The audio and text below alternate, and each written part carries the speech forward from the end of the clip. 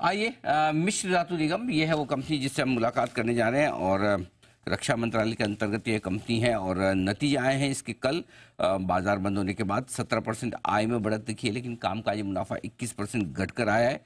Margins घटे हैं, 19% आए हैं 29% से घट के, और इसी वजह से थोड़ा दबाव दिखा है स्टॉक पर और प्रॉफिट में 30% की कमी रही है।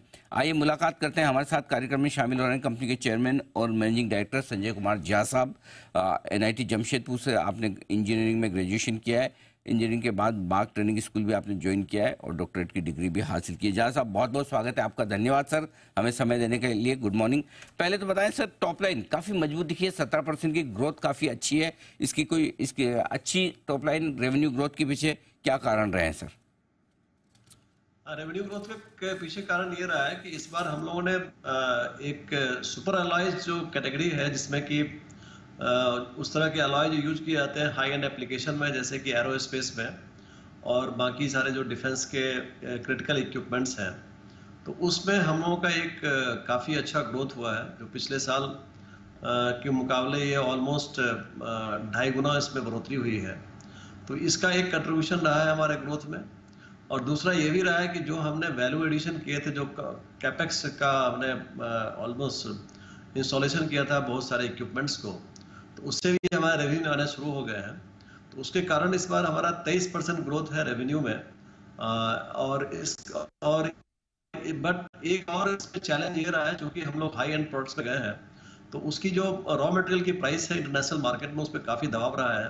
तो पिछले साल में जो करीब 3 क्वार्टर रहा है, Q1, Q2, Q3, इसमें रॉ मटेरियल का जो प्राइस था उसमें काफ़ी सारा उछाल देखने को मिला।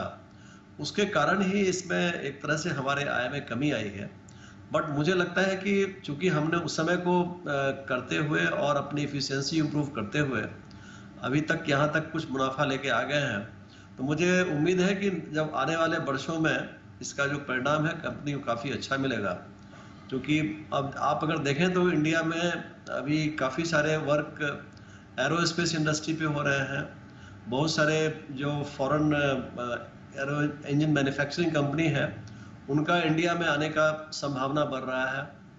उनका रिसेंटली कुछ कंपनियों का इसमें MOU भी हुआ था बहुत सारे डिफेंस कंपनीज के साथ। तो मुझे लगता है कि इन सब को देखते हुए इसका प्रभाव और इसका इफेक्ट कंपनी के टर्नओवर पे फ्यूचर में काफ़ी अच्छा रहेगा।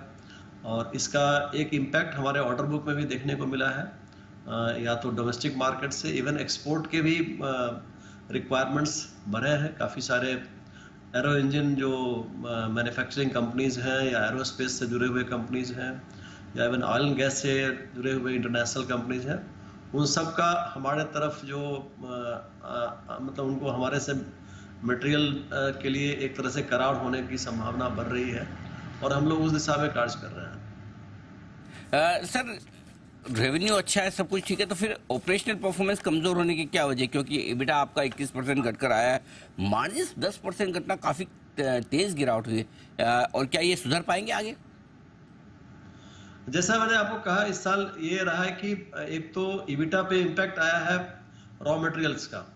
रॉ मटेरियल्स में करीब करीब हमको ऑलमोस्ट उसका अगर देखें तो 10% जो इम्पैक्ट है हमारा EBITDA, जो लास्ट ईयर 30+ था और इस बार जो सेल्स का, और इस बार 21 के आसपास हो गया है, उसका मेन रीजन रहा है कि रॉ मटेरियल प्राइस में काफ़ी इंक्रीज था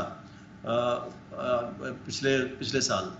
लेकिन वो 3 क्वार्टर तक रहा। 4th क्वार्टर में उसकी इम्पैक्ट कम हुई, लेकिन उतना ज़्यादा इम्पैक्ट नहीं हो पाया उसमें, मतलब इसका इम्पैक्ट नहीं हो पाया पॉजिटिव इम्पैक्ट। बट मुझे लगता है कि अब आने वाले इस फाइनेंशियल ईयर में इसका इम्पैक्ट पॉजिटिव होगा।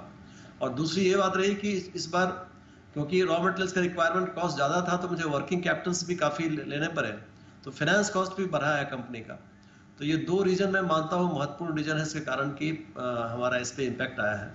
और मुझे लगता है कि आने वाले दिनों में उसको हम लोग और अच्छा इम्प्रूव कर सकते हैं। हमारी अभी जो कैश फ्लो की पोजीशन भी इम्प्रूव हुई है, क्योंकि हमने हाई वैल्यू मटेरियल्स का ऑलरेडी उत्पादन शुरू किया है, तो हमारा कैश फ्लो भी बढ़ा है। तो मुझे लगता है कि इसका ओवरऑल जो इम्पैक्ट है, दोनों का पॉजिटिव इम्पैक्ट इस साल में कंपनी को मिलेगा।